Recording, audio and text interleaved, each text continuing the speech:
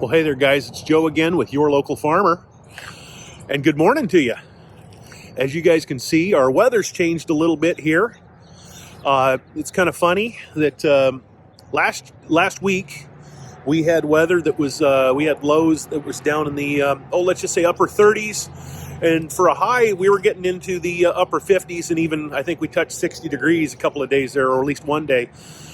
And then we got, like I said, that was a week ago. And now this week, starting about Monday, we had lows dropping down to about 20 degrees. I think we hit 19 degrees at night here a couple days ago. Yesterday, we actually had snow in the morning. We called our crew off and told them not to come in. Here in Washington State, we get snow rarely enough that it can be really problematic for people driving in it. So we just said stay home. And I want to say for a high yesterday was like 35 or 37 degrees was all. So it's crazy how the weather's just been changing on us. Just want to give you a quick heads up. I've been able to do some videoing here the last week or two.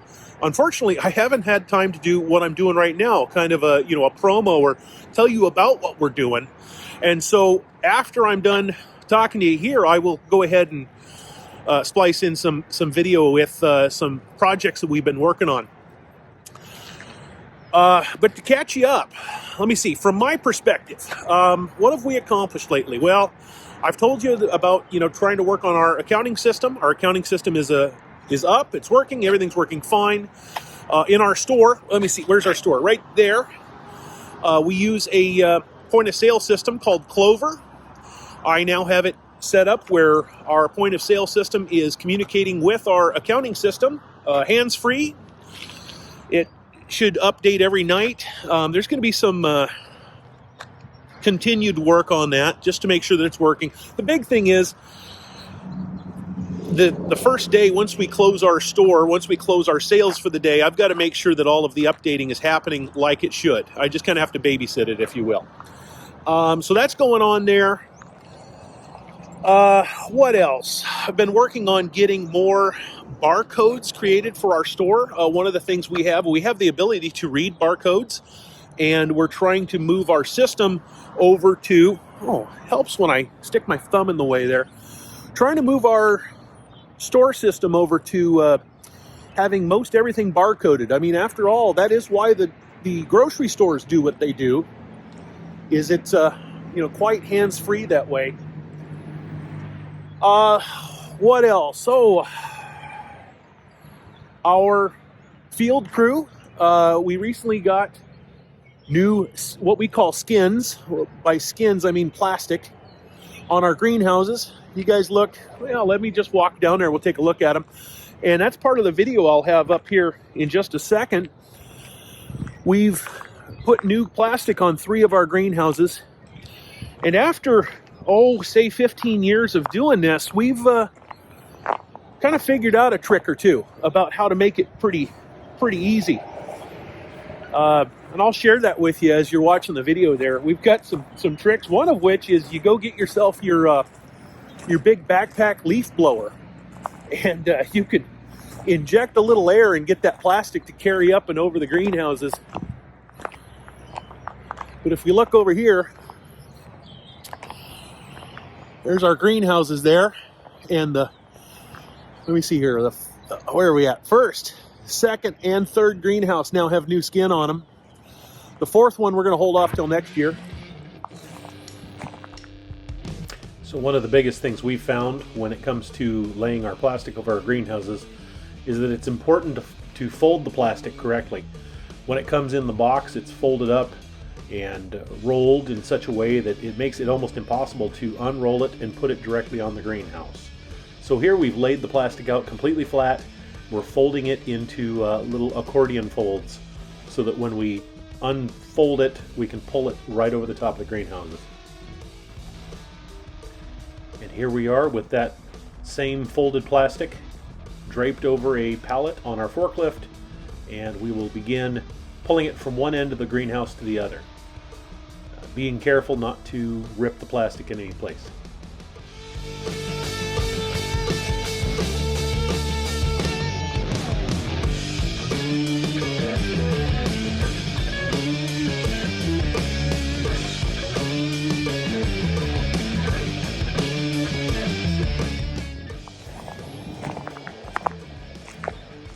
Why don't we wander down? We'll go take a look through the greenhouse and see what's growing in there.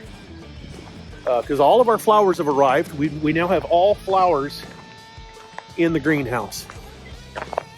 Our field crew are just about done trellising up all of our caneberries. So when I say caneberries, I'm talking anything similar to a raspberry. So raspberries, marionberries, loganberries,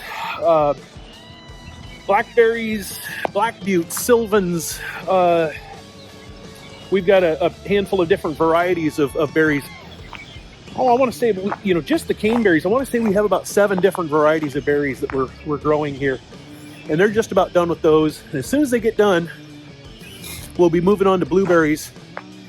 And here it is. It's at the end of February, the month of February, and we have yet to prune our blueberries. But the nice thing is, with 3 guys in the field, I'm estimating within 5 days we should be done pruning our blueberries. So we'll be done before, roughly before March 1st, or on March 1st, roughly. Well, since I mentioned blueberries, here we are giving a quick little primer to our field crew. What we found last year is that we had at least one field worker that was not pruning correctly, and so we aren't trying to completely retrain them. We just want to make sure that we are on the same page that they are about how we want to prune these bushes. The thing that we find is that although the professional method says that you start with any dead, diseased, dying branches, we've kind of turned that a little on its head, and the very first thing we prune for is actually the oldest branch. Now that's a little bit, shall we say, backwards when you consider how the professionals want you to prune. But what you find is that if you prune for the oldest branch first, the oldest cane first, if you will, 9 times out of 10 you've also pruned the one that was the sickest to begin with. So one of the things about blueberries is that old canes promote disease, and so we're constantly trying to get the old canes out. Every time you cut off an old cane, it'll cause more of those young shoots to come up through the bottom, or from the bottom. And so you're constantly, year after year, you're constantly promoting new and young growth to come out of the plant. And that's a real key for the health of those blueberries. And like I said, it's kind of a backwards thinking compared to how a lot of people have been taught to look at pruning. But it's really served us well. Little stiff this morning. It's also much nicer when the muddy puddle that's in front of the greenhouse is actually frozen over. Oh, and here comes the fun part where my glasses fog up. So we're at a nice, we would like to have this up around 70 degrees at night. The reality is I think we're closer to about 68, 69. And we seem to be doing okay. Let me see here. Oh, I don't even think we're at that. Okay, well, we may have to turn the heat up a little bit. Although one of the things we do have to be aware of is the fact that you can see how high that thermometer is above the flowers. And so you can imagine that the heat here and the heat there is at a different temperature.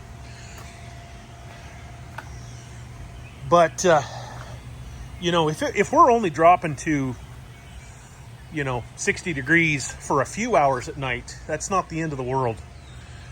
It should heat up pretty darn quick. And in fact, I've got a darn good suspicion that I could turn the heater up as high as I wanted to. And the reality is it couldn't keep up because we're pretty chilly this morning. And so we may just be at a capacity of the heater. But there's all of our flowers ready to go into flower baskets. You can see I've got all the floor stacked down here and everything. Thought I'd show you real quick. I've got 5 baskets here. If you look over there, I got one marked control. If you guys know anything about science, you know what that is. And then basket number 1, 2, 3, 4, and 5. And if you look here, you'll see some yellowish flake, although it's turning kind of green now. We have a particular variety we've had a heck of a problem with in the past. We love the variety. This is and by the way, we use almost exclusively this Proven Winners. It's a very high quality flower made by the company is Proven Winners, and we've had great luck with them, except for this this particular style of flower. It's called a Calibrachoa.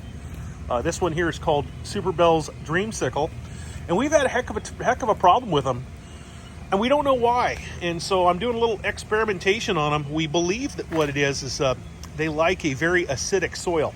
So this here is actually sulfur flakes, and I started this started as a solution. I actually mixed them up in a half-gallon jug, let them dissolve a little bit. Yeah, I realized it doesn't look like they dissolved much, and then I drenched them, dumped it over the top and let the water just drench down through them with the particles laying there.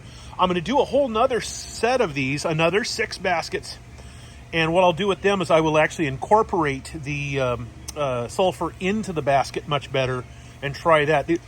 The reality is it's just trial and error. I want to see, does this work, does it not work?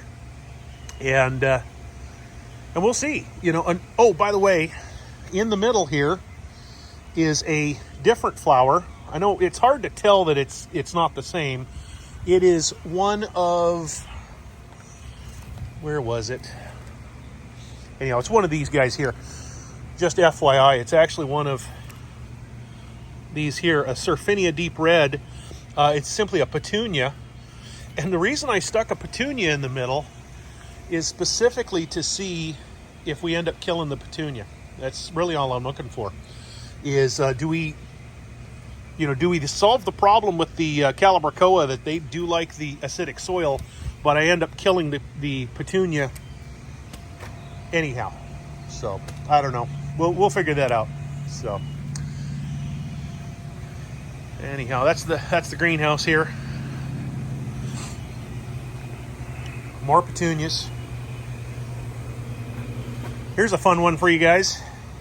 Come on over here. We can look right through the plastic there. Jalapenos, Anaheim chilies, orange bell peppers. Where we got? What else we have here? Let me see. Let's go to the other side, because I've got some fun ones. My wife loves her peppers. Oh, here we are. Here we are, guys. I don't see a... Okay, there's a Serrano. There's a habanero. Another habanero. Anyhow, we've even got some of those crazy... oh, well, here we go. Carolina Reaper. You read that one right there. Carolina Reapers. And we do this as a cheat method. I don't know if I want to call it a cheat method. We cover our propagation bed with a piece of plastic. It helps hold a little bit extra heat in. One of the problems we have is that peppers,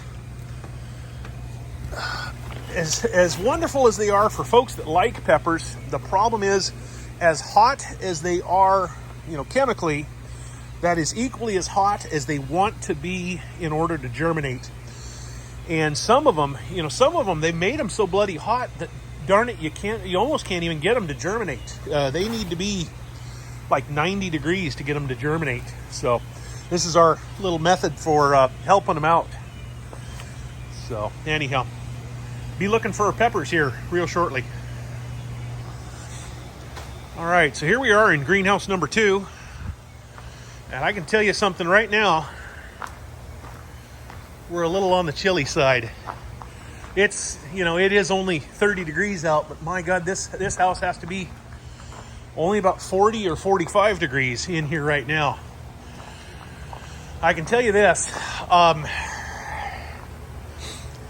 as long as we stay above freezing, these plants will not die. So we're okay.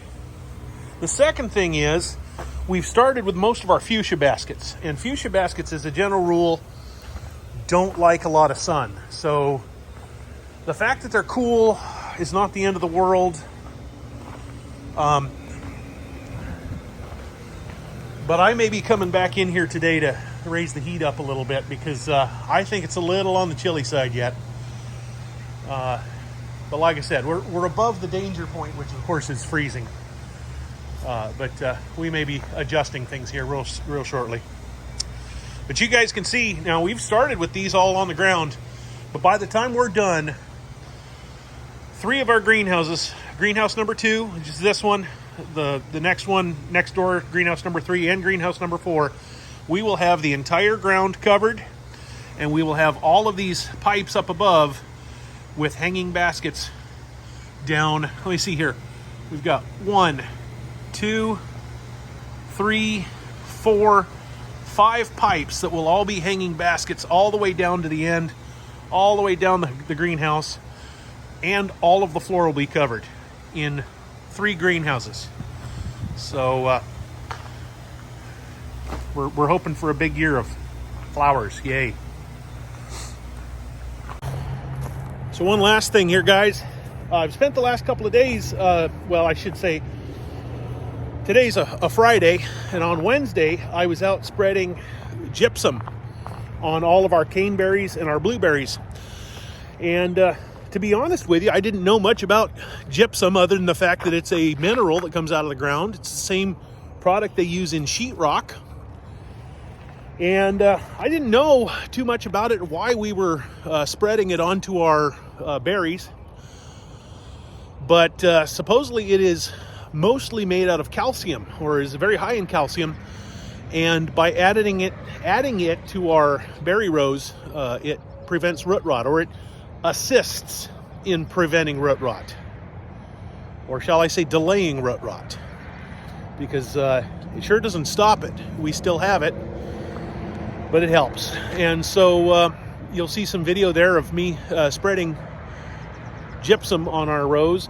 We upgraded a couple years ago to what's called a pendulum fertilizer spreader, so it has a big tube for a tail that wags back and forth, and it just shake. I mean, imagine just shaking handfuls of fertilizer out onto the field, and it does that quite well when we want to cover a field with fertilizer. But the other thing is, by altering the length of the little tube, well, altering the length of it's a big tube, but we cut it down real short, it allows us to do this thing where if you slow it down, it'll actually just shake it out left, right, and allows us to do what's called banding, which is I can drive down a row of berries and literally just throw, I say a handful. Of course, it's metered rate, but I'm throwing gypsum down on the left side, then the right side, and back to the left side and the right side.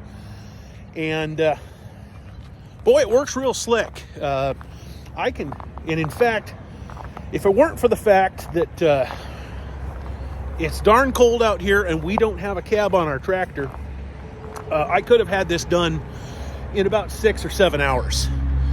The reality is I broke it up into 2 different days. I should be finishing it up this afternoon. So I'll show you that video too.